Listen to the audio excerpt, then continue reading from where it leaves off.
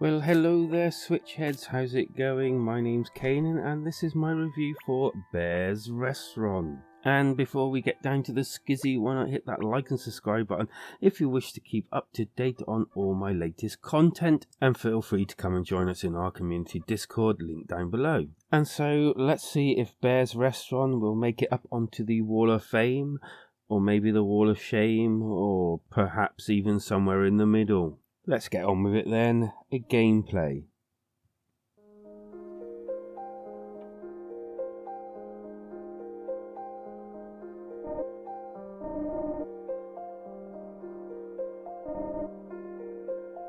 Okay, so Bear's Restaurant is kind of like a story-driven, heartwarming adventure game. You are a cat with no memories, and there's also a bear who is a chef, and you kind of like work in his restaurant with him, taking orders from these people that have passed away and basically making sure that they get the last meal that they actually want and loved when they were alive. I really enjoyed the story. It was heartwarming, it was funny in places, very sad in other places. It touched on things that most games kind of like squeal away from. I wish they'd done it slightly more serious, but I can kind of see why they've done it this way as well. Sometimes it has almost like a childlike feel to it, and I think that's deliberate. And I'm going to keep most of the actual review as simple as I can, because I don't want to spoil anything or the things that actually come up at the end, because to me, if I show you everything, then I think that will really spoil the game, because I think that is how I would feel as well. As I was surprised the more and more the game went on, how much actual different things there were in this game. And so, as I said, you kind of help run this restaurant of the dead and serve the last meals of the actual people that come in, so that they can kind of like pass on or go to a different place happy, I guess. You're able to move around and interact with certain objects and people, and you also have to talk to people in order to actually find out what they want. There's also places where you get like a multiple choice options, and it kind of like gives you the impression that if you played it again or made other options, then the outcome would be different.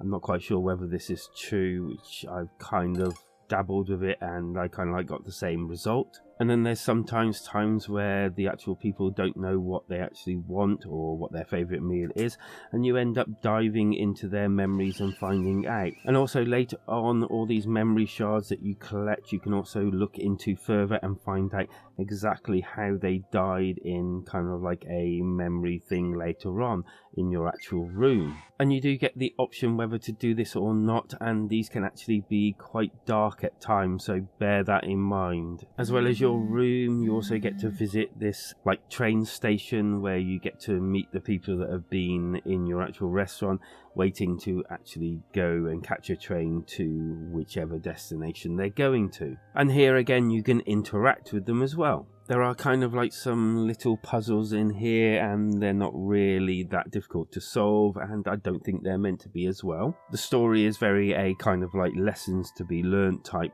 story that I suppose everyone at one point or another in the actual story can relate to. And this story eventually expands itself well out of the actual restaurant itself and the train station, and literally you get to go to other places. And I'm not going to show this because I really want you to like experience this yourself, but trust me, you won't be just in the restaurant, you'll be expanding into other realms, if you like, other things, and you'll be discovering more interesting locations and also different people that you can interact with. And there's also a humongous twist to the game, which I kind of half and half sort of guessed, but it was still actually a surprise when it actually happened. And the whole thing kept me hooked all the way to the end. And even at the end, it still carries on a little bit more. You know, you can continue, hint, hint, a little more than you'd actually think at the end. And yeah, the story kind of had some pacing issues here and there, but luckily these weren't for too long, and then the story pushed itself on again, which really drove me on and wanted to see the end.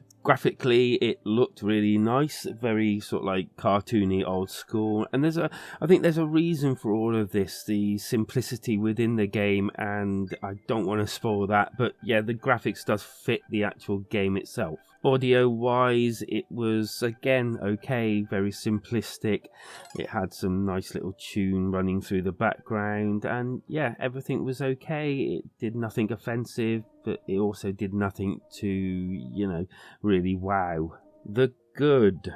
Great story. I thoroughly enjoyed it, and I think it's like one of those ones that I personally think it was worth getting just for that. The different environments, especially nearing to the end, was brilliant, and also the characters, there are plenty, and there's plenty to talk to and interact with. I also enjoyed the diving thing where you dive into their memories, and also, how you can see how the actual characters died themselves. You can also play the game in touchscreen, which is cool.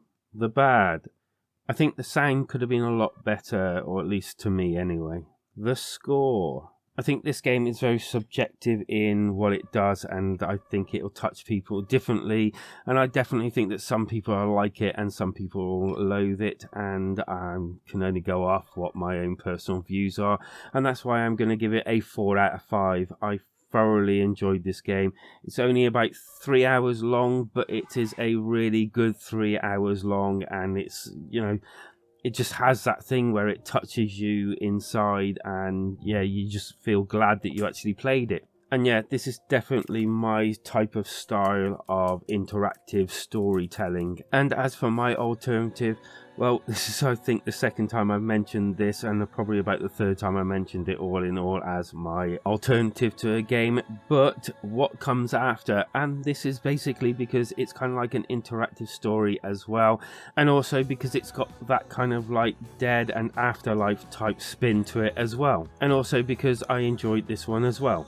Okay, so what are your thoughts on Bear's Restaurant? Will you be picking it up, or is it not your cuppa? And also don't forget to hit that like and subscribe button if you want to be kept up to date on any more of my, brand new content, or even just go and have a look at my old content. There is plenty there to view. And if you wish to get a little bit more involved, then come and see us over at our community Discord. The link is below, and yeah, we're just like-minded people just hanging out in one place, because life is better when we switch together.